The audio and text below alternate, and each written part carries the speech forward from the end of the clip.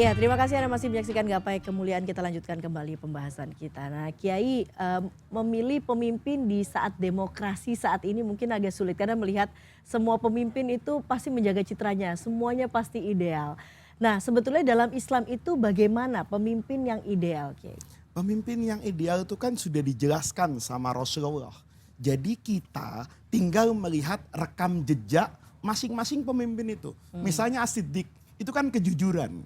Kejujuran itu kan terkait dengan integritas. Sejauh mana kita bisa memiliki akses. Kan itu beda-beda. Mbak Eva misalnya sebagai orang yang biasa di media, itu biasanya punya akses. Bisik-bisik tetangganya itu lebih banyak.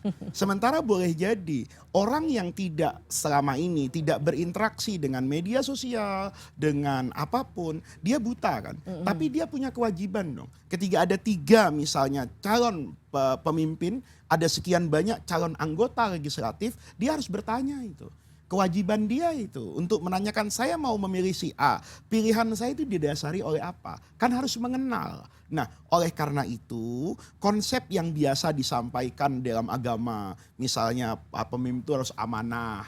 Sejauh mana dia itu menjaga amanah selama ini, kan bisa kita lihat rekam jejaknya. Amanah dalam keluarga seperti apa, amanah sebagai pemimpin seperti apa, amanah ketika dia berjuang rekam jejak, itu bisa kita lihat. Fatonah, tingkat kecerdasan, itu kan juga tidak selamanya berbanding lurus dengan ijazah.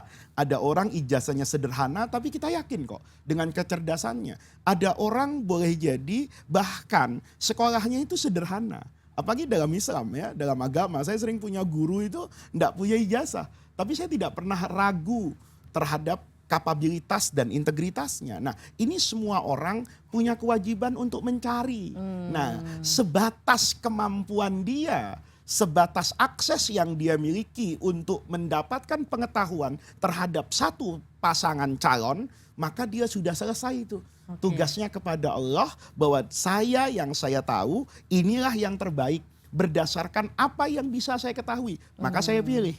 Nah, yang seperti itu udah selesai tanggung jawab dia. Oke, udah selesai begitu ya, Selesai Kiai. tanggung jawab Nah, dia. kalau kemudian kita memilih, kita sudah meriset, kemudian Iya, ini sudah memenuhi nilai-nilai tadi ya, iya, Fatona, iya, Asidik dan lain sebagainya. iya, Tiba-tiba pada saat dia menjabat kemudian iya. hari atau pada saat terpilih ternyata terkena kasus Terkena misalnya kasus misalnya. kriminal dan Iya, lain sebagainya, iya, ada mungkin korupsi dan lain sebagainya. iya, Nah, kita sebagai yang memilih itu ikut iya. menanggung dosanya atau Kalau tidak tuh, kita Kiai? memilih berdasarkan maslahat yang saya cari tadi, kan saya katakan bahwa al aslu fil muamalah itu al ibahah. Maka kata ulama, biasanya yang mubah itu nanti akan berubah hukum. Kayak saya tidur itu kan mubah. Saya makan itu hukum aslinya mubah loh. Tapi kalau saya makan untuk ibadah, maka boleh jadi yang mubah itu naik pangkat jadi wajib. Kalau nanti saya tidak makan, terus ngajarnya lemes, santri saya tidak dapat ilmu, maka saya berdosa tuh, Iya. karena meninggalkan makan. Nah, yang seperti ini berlaku pada politik. Kalau sudah sampai pada batas kemampuan, selesai. Yang tidak boleh itu Mbak Eva. Kalau dia salah memilih pemimpin itu, karena iming-imingi hal keduniawian. Ada serangan fajar, ditanya, kamu milih siapa? Ya saya milih yang ngasih uang Pak. Nah, kalau nanti nih sudah dia ambil uangnya, dia pilih orangnya, ternyata membawa kemerosotan moral di bangsa ini, ketidakadilan, maka orang ini berdosa loh. Kenapa berdosa? Karena dia tidak melakukan observasi, tidak melakukan usaha yang diminta oleh agama, tapi semata-mata karena uang. Oke. Nah, tapi mungkin harus di reminder lagi ini, Iya, Kiai. Sebetulnya serangan fajar atau iya. memilih karena uang itu Itu memang haram. haram ya, Haram. Kiai ya. Ada hadisnya. Dalam kitab Bulughul Maram itu, ya para pemirsa bisa lihat lah ya. Semua santri di pesantren juga pernah ngaji kitab Bulughul Maram, kumpulan hadis yang dikarang oleh Imam Ibnu Hajar Al-Asqalani. Di bagian akhir itu, Rasulullah itu keras sekali. Kata Nabi ada 3 golongan. Yang nanti jangankan masuk surga, mencium baunya aja nggak sampai. Jangankan untuk masuk, mencium itu kan menunjukkan bahwa dosa ini besar banget. Itu ada 3 kelompok orang. Di antaranya kata Rasulullah itu adalah rajulun la yubayi'u rajulan. Ada orang yang tidak akan baiat kepada pemimpin. Kalau bahasa hari ini tidak memilih. kecuali karena kepentingan duniawinya. Kalau dunianya dapat dia pilih, kalau dunianya nggak dapat dia cari yang ngasih dunia. Maka ini kata Rasulullah nggak akan dilihat oleh Allah pada hari kiamat. Itu menunjukkan bahwa memilih pemimpin itu juga punya konsekuensi tanggung jawab. Tetapi seperti saya katakan tadi, kalau sudah berbasis kemaslahatan, kemudian saya berbeda dengan Mbak Eva, itu sah-sah saja. Mbak Eva melihat pemimpin ini yang dibutuhkan Pak Faiz. Kenapa? Ketegasannya, punya rekam jejak anti korupsi misalnya. Maka menurut Mbak Eva ini yang saya pilih. Yang satu enggak. Hari ini yang diteriakkan orang itu persoalan ekonomi. Maka saya akan memilih pemimpin yang bisa membawa bangsa ini keluar dari himpitan ekonomi. Maka saya memilih paslon ini. Tetapi kalau itu dibangun atas dasar objektivitas ilmiah dan subjektivitas maslahat yang kita lihat, itu nggak ada yang salah. Oke, tapi kalau kemudian dibangun berdasarkan uang itu yang kemudian bermasalah begitu ya Kiai. Nah kalau kemudian sekarang kita bicara tadi Kiai katakan Kiai punya pilihan, saya punya pilihan, ada dua pilihan yang berbeda, kemudian masing-masing yakin akan pilihannya sendiri. Kita sudah lihat di pemilu-pemilu sebelumnya terjadi gesekan, kemudian akhirnya perpecahan di antara masyarakat dan pendukung begitu ya. Nah ini bagaimana sebetulnya menyikapinya Kiai? Saya melihat itu fenomena sosial yang terjadi bukan saja pada pemilu. Sepak bola misalnya, itu pendukung fanatik klub A dengan klub B, itu bisa lempar-lemparan batu loh, bisa saling memaki. Padahal pemainnya di lapangan sepak bola, begitu selesai hasil apapun, dia berjabat tangan. Bahkan tuker-tukeran kaos. Level Ronaldo dan Messi yang selalu bertengkar setiap tahun. Memperebutkan siapa yang menjadi pemain terbaik di dunia. Siapa yang harganya nanti lebih mahal pada masa itu. Ketika bermain sama-sama di Spanyol. Satunya Real Madrid, satunya Barcelona. Itu kan sebetulnya mereka bermainnya biasa aja. Tapi pendukung fanatiknya, bahkan saya. Mungkin 20 tahun yang lalu ya, saya suka sekali nonton itu. Saya kebetulan Real Madrid, saya punya kawan Barcelona. Itu kadang-kadang sebelum main, itu dibacakan Fatihah.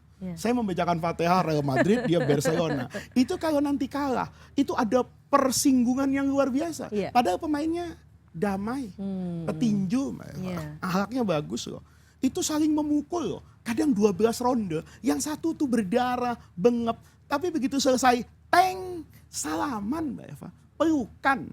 Tapi memang pendukung ini yang butuh literasi. Ya kan? Kadang-kadang pemainnya damai, pendukungnya itu berlebih-lebihan. Oleh karena itu, saya selalu dalam kontestasi politik itu, kita katakanlah semua calon ini semuanya baik. Mereka punya niatan ingin membangun Indonesia. Maka sisi positif ini yang harus kita kedepankan.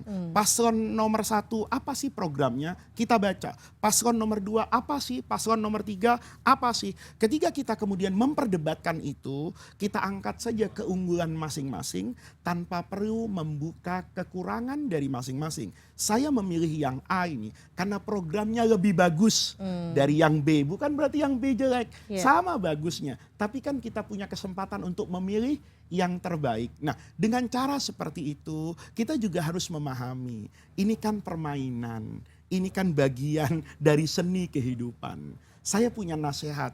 Nasihat ini kata Imam Al-Munawi dalam Faidul Qadir dikatakan ini hadis Nabi. Ada ulama lain mengatakan ini bukan hadis Nabi, tapi nasihat dari Al-Imam Asy-Syafi'i. Inti nasihatnya begini, dalam kehidupan saya di dunia ini bertemu dengan banyak orang, pesannya mudah kok.